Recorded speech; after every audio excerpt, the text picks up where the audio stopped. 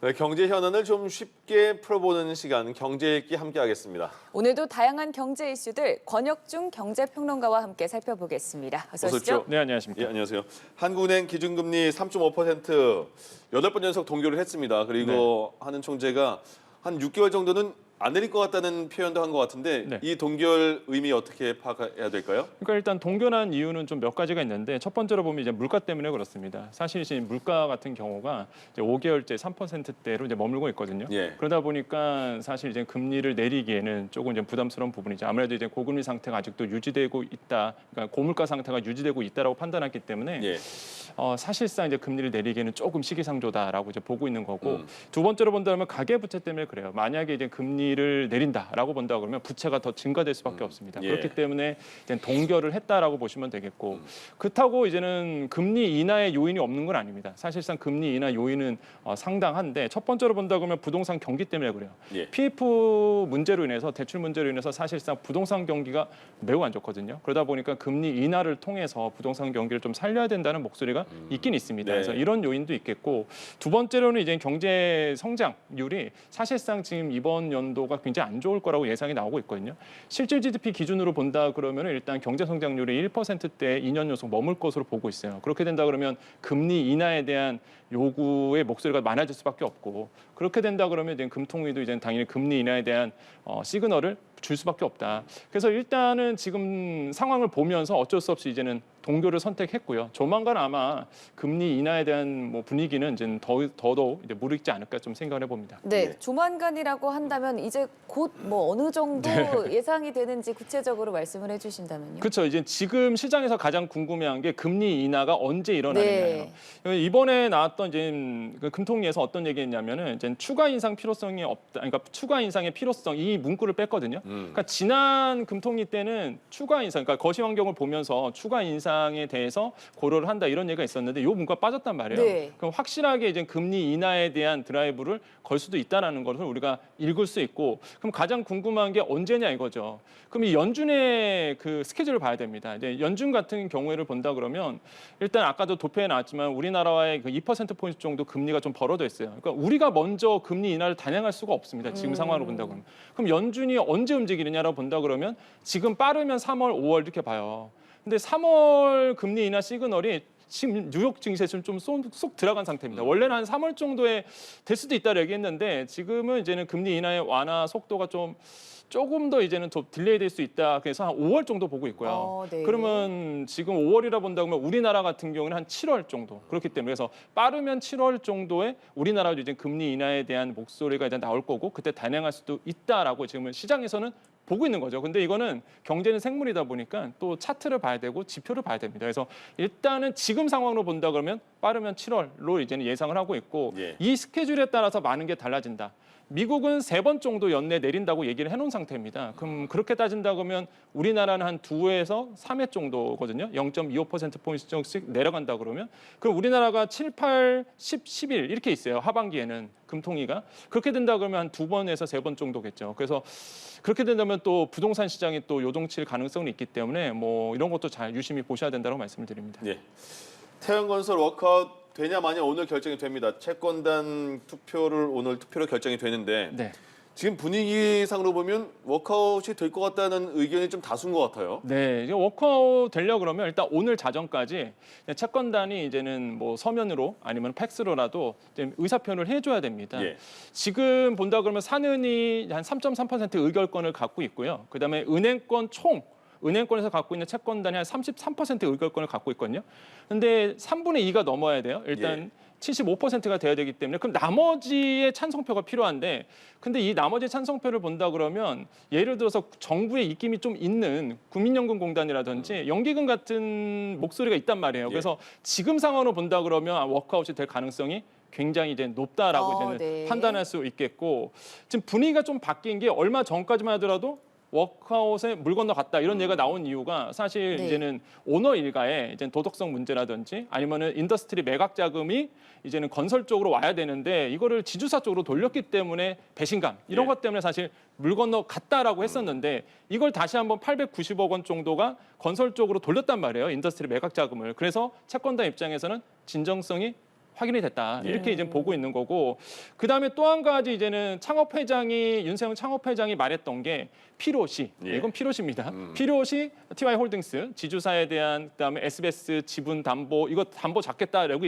얘기를 했거든요. 예. 그래서 채권단에서는 그래서 이제는 뭐 진정성이 확인이 됐다라고 하면서 지금 상황으로는 워크아웃으로 이제 갈 가능성은 굉장히 크다라고 볼 수가 있겠는데 사실 국민 감정으로 보면은 예. 조금 더 이제 지켜보셔야 되겠지만은 하지만 현재 상황으로 본다 그러면 윈윈할 수 있는 방법은 사실 워크아웃밖에 없습니다. 아. 법정 관리로 가면 일단은 뭐 아시겠지만은 태형건설이 짓고 있는 모든 아파트가 올스톱이에요. 그러니까 시공사에서 빠져버립니다. 예. 그러면 새로운 시공사를 정해야 돼요. 얼마나 오래 걸리겠습니까? 그러면은 거기에 있는 모든 사업은 올스톱 되다 보니까 지금 상황을 본다 그러면 어쩔 수 없이 뭐 채권단이라든지 뭐 태형건설이라든지 정부도 마찬가지고요. 그래서 워크아웃이 지금으로 보면은 가장 좋은 선택지다. 그렇게 좀 판단을 해봅니다. 네, 워크아웃 가결 가능성이 높다고 하셨는데 그렇게 되면은 이제 부동산 시장에 미치는 영향도 조금 줄일 수 있는 거고 이후에 어떻게 좀 시장에 영향이 미쳐지는 걸까요? 실물 경제에 영향이 좀 지금 큰데 대표적인 게 지금 아마 그런 뉴스에서 아마 이제 보도가 됐을 텐데 그 이제 건설 현장에서 뭐 노동자들이 임금을 못 받았다 네. 이런 얘기가 있단 말이에요. 그게 예. 왜 그러냐면 그러니까 그 우리가 보는 외담대라고 있습니다. 외상 매출 채권 담보 대출이라고 있는데 이게 뭐냐면 태형건설에서 하청업체한테 돈을 주는데 현금을 안 줘요. 외상 매출 채권을 준단 말이에요. 그러면 하청업체가 그 채권 들고 은행 가서요 할인 받고 그러니까 할인이라는 거는 그냥 스스로 좀 띄워주고 현금화합니다. 그럼 그거 가지고 이제 노동자한테 월급도 주고 건설 자재도 사고 이런단 말이에요. 그런데 이제 태형건설 쪽에서 이 외담대를요. 그 뭘로 삼았냐면은 그 금융부채로 잡아버렸어요. 그러니까 금융부채는 워크아웃에서 해결될 문제야. 우리는 이거 안 갚어. 상환을 해줘야 뭐 그걸 뭐 대형업체라든지 이런 하청업체에서 돈을 돌릴 텐데 예. 건설 쪽에서 상환을 안 해주니까 뭐 말 그대로 하청업체들은 돈을 구할 수가 없는 거. 은행에서 할인을 안 해주니까. 그래갖고 지금 말 그대로 은행에서 돈 안 주죠. 그럼 하청업체들은 돈이 안 생기죠. 노동자한테 월급도 못 주죠. 이런 상황이 지금 꼬여 있는 상태예요. 그러니까 지금 태형건설의 도덕적인 이슈가 이런 문제도 생깁니다. 그러니까 이런 그러니까 외담대도 사실 이거를 풀어줘야 된다. 상환을 해줘야지만 돈이 돌기 때문에 이걸 상거래 채권으로 돌려줘야 되거든요. 이 금융 채권으로 탁 걸어놓고선 이건 워크아웃 대상이니까 우리는 해결 안 해요. 이러버리면은 사실 건설 현장에서는 돈이 안 들어오기 시작합니다. 그래서 이런 부분도 고민을 해줘야 된다. 이미 실물 경제는 영향을 주고 있어요. 그래서 예. 지금 이런 문제가 맞물려 있고 만약에 이렇게 된다 그러면은 PF에 대한 다각적인 어떤 개선책이 마련돼야 돼요. 그러니까 보증 채무 때문에 그렇거든요. 홀딩스에서 그러니까 지주사에서 자회사 건설회사에 대한 담보를 너무 많이 써줬단 말이에요. 그러니까 여기 안 되면 우리가 책임질게 이러면서 빚으로 돌렸습니다. 다. 이게 이제 커진 거예요, 문제가. 또한 브릿지 보증. 그러니까 이 금융권에서 큰 고리로 이제 대출을 빌려왔단 말이에요. 그러니까 시행사가 못 빌리니까 시공사가 담보 서주는 거거든요. 예. 이 브릿지 보증이. 그러니까 이 보증의 문제. 그러니까 이번에 이 PF 대출에 대한 전반적인 구조 조정이 확실히 한번 이루어져야 된다. 이대로 가면 안 된다라는 건 일각의 목소리다라고 말씀을 드립니다. 알겠습니다. 정부가 준공이 30년 넘은 아파트 안전진단 없이도 재건축할 수 있다 이렇게 네. 어제 발표를 했습니다. 네. 지금과는 그러면 굉장히 크게 상황이 달라지는 걸까요? 그렇죠. 많이 달라지죠. 예. 왜 그러냐면 안전 진단을 하면은요. 일단 A부터 C 등급까지 받는다. 그러면은 일단은 뭐 보수가 들어가겠죠. 그다음에 이제 D 등급 받는다 그러면 이제 점검을 한번 합니다. 더. 예. 그다음에 이제는 다시 점검 보수로 들어가든지 재건축 들어가든지 안전 진단 2등급 그럼 재건축이에요, 일단. 그런데 이 안전 진단 이거 아까도 말씀드렸지만 A, B, C, 뭐 예. D 2등급 1년 걸리거든요. 아. 그러니까 이게 없어지면은 1년이 딱 사라지는 거예요. 아. 그다음에 이제 종합 추진 같은 경우도 있습니다. 이게 예. 차트에 보시면 아시겠지만 이 종합 추진을 한단 말이에요. 조합도 설립도 하고 이게 네. 2년짜리예요. 이거를 동시에 들어간다 그러면 3년이 세이브돼요. 아하. 그다음에 서울시에서 하고 있는 신통기획이라고 있습니다. 신속 통합 기획인데 예. 이것까지 서울시 아파트들은 이것까지 맞누려면 5년에서 6년 단축되거든요.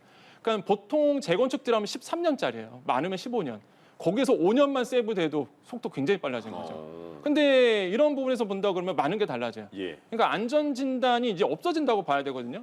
그러면 이제는 안전 진단 대신에 이제는 정부의 생각은 그겁니다. 층간 소음이라든지 주차난 이런 걸 가지고 이제는 재건축의 여부를 따진다는 거예요. 아시겠지만 승인 여부를 그렇죠. 예. 지금 서울시 아파트 같은 경우에 주차난이 심각한 곳이 되게 많아요. 그렇습니다. 구축 아파트 같은 경우는 지하 주차장까지 연결이 안 돼 있습니다. 예. 죄다 지상 주차장이 많거든요. 주차난 심각하죠. 그럼 이런 거 가지고 재건축의 여부, 그러니까 30년은 무조건 넘어야 되고요. 30년 넘은 아파트들 중에서 이런 걸 가지고 이제 따진다는 거다 보니까 제가 봤을 때는 뭐 굉장히 속도감이 빨라질 가능성은 굉장히 있다. 지금 이런 데가 서울시에 되게 많습니다. 강남구도 많고요. 강서구도 많고요. 예. 도봉구도 많고요. 이런 쪽은 이제 수혜를 볼 수 있는 거죠. 그래서 뭐 부동산 시장에 미치는 영향은 제가 봤을 때는 굉장히 있을 거다라고 저는 생각을 해봅니다. 예. 네. 그럼 그 부동산 시장에 미치는 영향이 어떻게 이루어질지가 궁금한데 공급의 차원에서 좀 큰 변화가 있을까요? 그렇죠. 저는 이제는 공급 차원 이번에 이제 일십 대책이 딱 보면은요 그런 거예요. 딱 뉘앙스가 그러니까 부동산 투기를 자극하지 않는 선에서 부동산 경기 살리겠다. 왜냐하면 이번에 핵심은 뭐냐면 이 소형 주택을 활용하겠다는 거거든요. 그러니까 소형 주택을 하면 여기서 딱 발표됐던 게 세제 혜택을 줬단 말이에요. 원시 취득세 같은 경우에 50% 감면에다가 그다음에 취득세라든지 아니면 종부세 여기서 주택수에 소형 주택은 60제곱미터 이하는 치지 않겠다라는 경우는 저는 굉장한 많은 세제 혜택을 줬다고 봐요. 네. 근데 아파트를 제일 딱 시켰어요. 거기 아파트를 딱 제외시켰으면 다 빌라와 이제는 말고 다가구 주택 이런 것들이거든요. 그러니까 돈 있는 사람이 이쪽에다 투자를 한 거죠. 오피스텔, 다가구, 뭐 빌라 이런 데 투자를 한 거거든요. 근데 그럴 수밖에 없는 게 지금 지방 부동산이라든지 소규모 건설사가 고사 직전입니다. 소규모 건설사들이 짓는 게 빌라, 그다음에 오피스텔이에요. 예. 그러다 보니까 여기가 이제 고사되기 직전에 살려줘야 되긴 하거든요, 지금. 그러다 보니까 이번에 나왔던 이 세제 혜택이 소형주택 활용에 다 몰려 있다는 거죠. 그래서 제가 봤을 때는 투기를 자극하지 않는 선에서 부동산 경기 살리겠다. 이런 어떤 뉘앙스가 느껴진다고 생각을 해봅니다. 네. 알겠습니다. 비트코인 현물 ETF 이게 그 가짜 뉴스가 나와서 미국 증권거래위원회에 상장됐다 이런 가짜 뉴스다. 증권거래위원회에서 말했는데 네. 실제로는 상장이 됐어요. 네. 예. 그러니까 이걸 어떻게 보시냐면 ETF 상장 승인 그러면 잘 어려우신 분들이 있는데 많이 어렵습니다. 제가 5만 원짜리를 갖고 와봤습니다. 네. 5만 원짜리 갖고 왔는데 제가 이걸 구겼어요, 이렇게. 죄송합니다, 구겨서. 이거 가치가 잃어버렸나요? 아닙니다. 그대로 5만 원짜리죠. 예. 스타벅스 10잔 먹을 수 있어요. 그러니까 마찬가지입니다. 이게 어떤 개념이냐면 그 비트코인이 그동안 이제 가치가 있느냐, 내재 가치가 있느냐 없느냐 이런 거였어요. 그런데 ETF의 이제는 현물, BTF를 추종하는 ETF가 승인이 됐다는 얘기는 한마디로 이제 누구나 그 비트코인이 이제 가지고 있는 가치를 인정했다라고 이제 판단할 수밖에 없어요. 왜냐하면 5만 원짜리는 아무리 구겨도 5만 원짜리인 겁니다. 이게 가치가 있다고 판단하거든요. 모든 사람이 이게 인정하기 때문에 그래요. 근데 비트코인을 그동안 많은 사람들이 인정을 안 했기 때문에 가치가 없다는 얘기였었는데 이번 사태, 그러니까 ETF에 상장이 됐다는 얘기는요. 이제는 경제계에서 금융권에서 이거를 가치가 있다라고, 그러니까 화폐로서의 가치가 아니라 상품으로서의 가치, 상품으로서의 가치, 투자 상품으로서의 가치가 있다라고 누구나 이제 인정을 한다는 얘기인 겁니다. 그렇기 때문에 이제 많은 게 달라져요. 왜냐하면 그렇게 되면 기관 투자자들이 이거에 대해서 ETF 상품을 만들기 위해서 ETF 상품을 만들려면 어느 정도 그 비트코인을 가지고 있어야 되거든요. 예. 현물로 가지고 있어야 되기 때문에 막대한 유동성이 들어가죠. 그다음에 일반 국민들, 일반 사람들도 이제는 뭐 비트코인을 사고 싶어도 개인으로 사는 게 아니라 ETF에 그냥 내가 간접 투자하면 되거든요. 그러면 거기에 또 유동성 들어가죠. 그래서 사실 이번 그 ETF의 이제 상장이 제가 봤을 땐 큰 의미가 있다. 그래서 참고로 말씀드리지만 저는 이해상충의 문제는 없습니다. 저 비트코인 투자 안 합니다. 개인적으로? 네. 알겠습니다. 개인 네. 투자 안 합니다. 네. 이해상충의 문제 없다는 거 말씀드리겠고 관점에서 본다 그러면 그만큼 이제 큰 파괴력이 있다라고 저는 생각을 해봐요. 예. 그래서 그 가치를 인정받았다 이렇게 좀 생각해 볼 수 있습니다. 네, 실제로 과거에 금 ETF가 나왔을 때 금 가격이 오르기도 했는데 맞아요. 이번에 비트코인 ETF 이후로 시장에는 어떤 영향이 있을까요? 말씀드린 것처럼 이제 잘 말씀하셨는데 그 금 ETF가 나온 다음부터 가치가 한 4배 정도 뛰었습니다. 금 가치가.